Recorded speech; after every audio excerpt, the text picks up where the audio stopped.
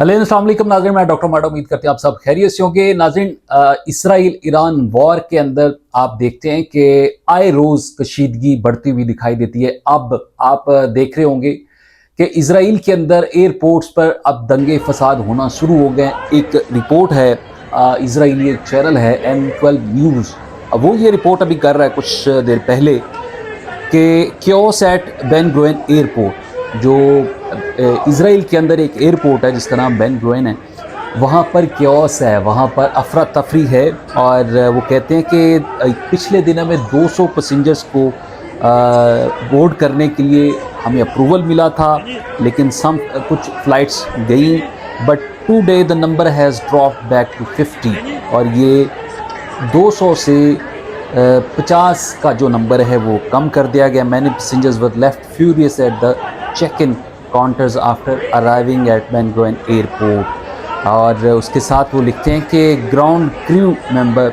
Loss of control, they close the check in counters and there is violence between the police and the passengers.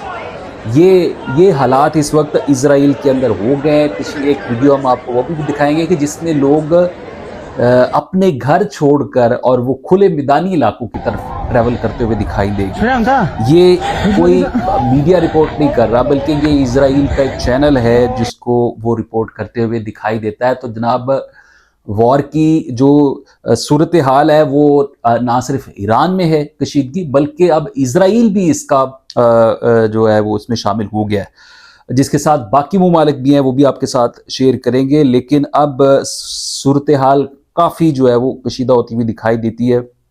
जब कल Iran के अंदर oil refinery को तबाह किया गया, आपने देखा कि बादल जो है वो काले बादल की घटाएं आ गई, फिर काली जो ऑयल की जो केमिकल्स मिली बारिश हुई, उससे बहुत सारे लोग मुतासर होते हुए दिखाई दिए और होंगे अगले दिनों में, चूँकि उससे आपके लंग्स, आपकी स्किन बर्न हो सकती है और ज़िंदगी गुजारना, वहाँ पर सांस लेना मुहाल होता हुआ दिखाई दिया है।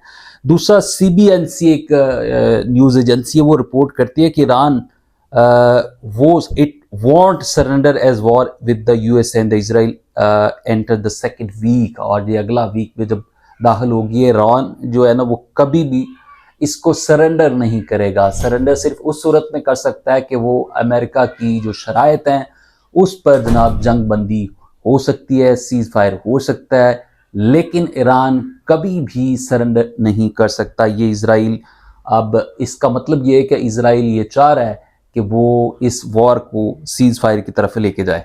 दूसरी जनाब खबर हम आपको आज बतलाएंगे कि UAE के मिनिस्टर ऑफ डिफेंस ये अनाउंस करते हुए देखते हैं कि martyred of 2 members of the armed forces following a helicopter crash due to the technical malfunctioning while performing their national duty in the country today, Monday, March 9, 2026। और ये अब वो कह रहे हैं कि जो इस वॉर के नतीजे में UAE के जो क्राफ्ट्स थे, जो डिफेंस फोर्सेस थी, उनके 2 लोग जनाब मारे गए हैं, और ये UAE के शहरी हैं। पहले तो हम ये खबरें सुन रहे थे कि कोई बांग्लादेशी है, पाकिस्तानी है या किसी और कंट्री का बाशिंदा है, लेकिन अब ये UAE का अपने जो डिफेंस फोर्स के जो लोग थे वो अब ये मारे गए हैं।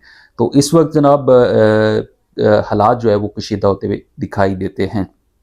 दूसरी खबर आपको बतलानी है कि अब पाकिस्तान में भी आप देखते हैं कि जब से पेट्रोल की प्राइसेस हाई हुई हैं, आज जनाब 80 लीटर जो है वो तेल चोरी हुआ है सरगोदा में। एक ऑयल टैंकर गुजर रहा था और रास्ते में वो कहीं रुका है, उस पर लोगों ने कोशिश की है और जो कैन है वो भर के ले गए। 80 लीटर का जो है वो ऑयल चोरी हो गया है। और उसके बाद हम देखते हैं कि इस वॉर के नतीजे में जिस तरह से इसराइल ईरान पर हमले कर रहा है और स्कूल के बच्चों को मारा गया, बहुत सारे ममालिक के अंदर इस पर एहतजाज भी हुए, लेकिन फिलिपाइन के अंदर आप एहतजाज होता हुआ देखते हैं कि पाकिस्तान में कभी इस तरह का आपने नहीं देखा। जो लोग बाहर निकलते हैं उनको पकड़ा जाता है। इवन के पिछली जब ये वॉर लगी थी तब भी लोग फ़लस्तीन के हक़ में निकले थे, ईरान के हक़ में अब लोग निकले, कितने लोग मारे गए, 40-50 लोगों की शहादतें हुई।